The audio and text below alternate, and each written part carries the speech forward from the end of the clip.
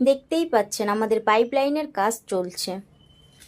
Water লাইনের কাজ almost শেষ হয়ে গেছে, এখন রেল লাইনের কাজ চলছে।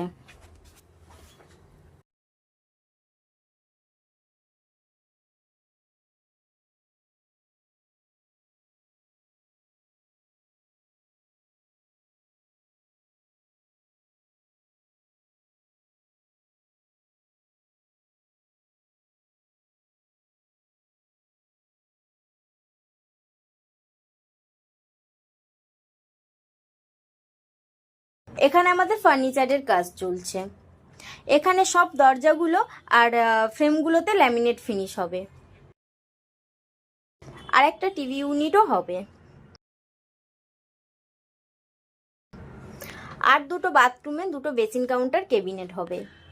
সো ভিডিওটা ভালো লাগলে অবশ্যই লাইক করবেন অ্যান্ড